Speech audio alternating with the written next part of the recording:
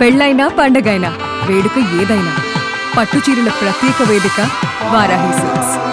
మన ప్రవచనకర్త పద్మశ్రీ అవార్డు గ్రహీత అయిన గరికపాటి నరసింహారావు గారి మీద ఇప్పుడు పెద్ద చర్చ జరుగుతోంది. ఆయన మాటలు వివాదాస్పదంగా మారుతున్నాయా, లేక ఆయన మీద ఎవరైనా కుట్ర చేస్తున్నారా?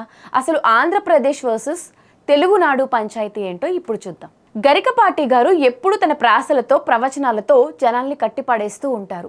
కానీ రీసెంట్గా ఆయన మాట్లాడిన మాటలు తీవ్రంగా వివాదాన్ని రేపాయి.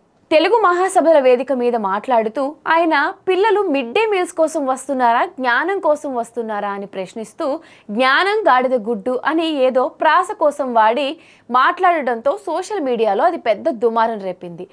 పబ్లిక్ ప్లాట్ఫామ్ మీద ఎలా మాట్లాడాలో తెలియదా అని కొందరు విమర్శిస్తున్నారు.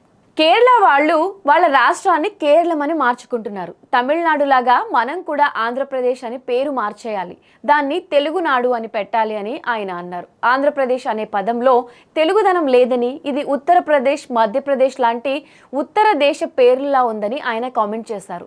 గతంలో ఎన్టీ రామారావు గారు కూడా ఇదే పేరు పెట్టడానికి ట్రై చేశారని గుర్తు చేశారు. గరికపాటి గారి మాటలకు పీఠాధిపతి కమలానంద భారతి గారు గట్టిగా కౌంటర్ ఇచ్చారు.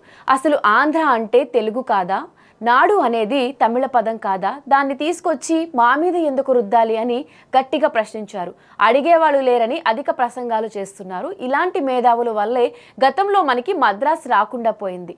మమ్మల్ని విడిచిపెట్టి ఎక్కడో బ్రతుకుతూ ఎప్పుడో ఒకసారి వచ్చి మాకు సలహాలు ఇవ్వద్దు, మేం ఆంధ్రులం, ఆంధ్రప్రదేశ్గానే ఉంటామని తీవ్రంగా మండిపడ్డారు. అయితే గరికపాటి గారి కొడుకు గురజాడ గారు ఒక ప్రెస్ నోట్ కూడా రిలీజ్ చేశారు. ఎవరో కొందరు మూర్ఖులు కావాలనే ఆయన పాత వీడియోలను కట్ చేసి మిక్స్ చేసి మాటలన్నీ వక్రీకరిస్తూ ఆయన మీద కుట్ర చేస్తున్నారు అని ఆరోపించారు. ఆంధ్రప్రదేశ్ పేరు మార్చి తెలుగునాడు అని పెట్టాలన్న గరికపాటి గారి మాటలతో మీరు ఏకీభవిస్తారా? అసలు మీ ఒపీనియన్ ఏంటో కింద కమెంట్ సెక్షన్లో కమెంట్ చేయండి.